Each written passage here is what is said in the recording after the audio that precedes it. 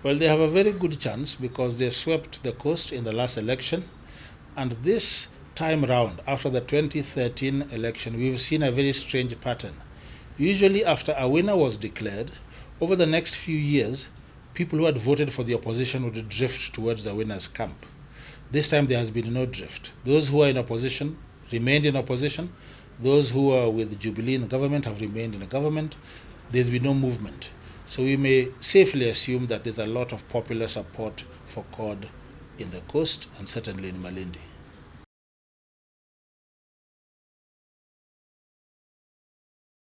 Okay, elections are never fought on we are sure to win, therefore we will run. Take the example of Uhuru Kenyatta.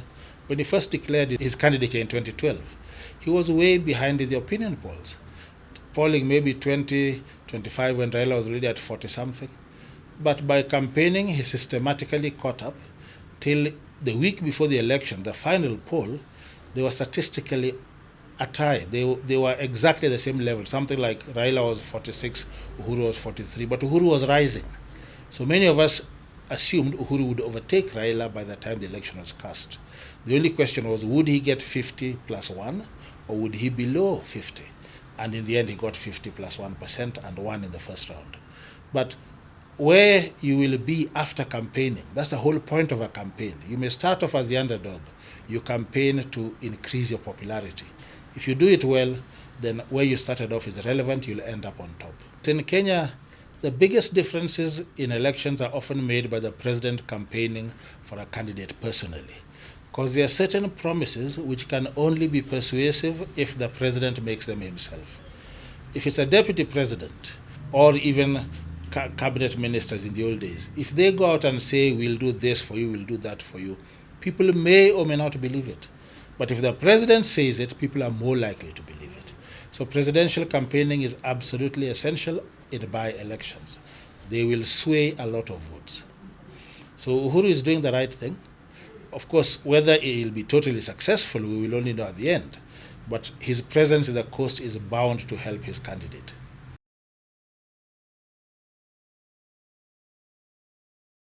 By-elections have often misled Kenyans. Take, for example, there was a by-election, I believe it was Kajiado Central, after Nkaiseri was appointed to the cabinet. He stood down in his seat, ODM and TNA. The results were really close. But if you look at the pattern, going back to the 2013 election, I believe Raila got more votes among the Maasai than Uhuru did, but TNA got more seats, got far more seats than Raila's ODM did. So people nowadays vote in a rather sophisticated manner. They don't just say we're with ODM and they vote the entire ticket ODM. There's a matter of local popularity, there's a matter of local issues, there are clan differences, some clans are bigger than others, or it could be the smaller clans unite and they are then more than the bigger clan. All those are factors which come in. So my view is that the outcome in Malindi will actually have very little relevance to how things turn out in 2017, because ODM could win this by-election and yet Uhuru gets more votes come 2017, depending on what he does.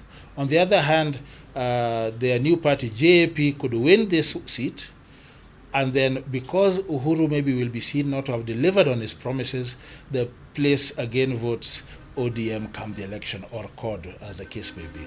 So by-elections don't always give an accurate hint as to what the final election will be. But one effect they do have, they signal weakness in whoever loses.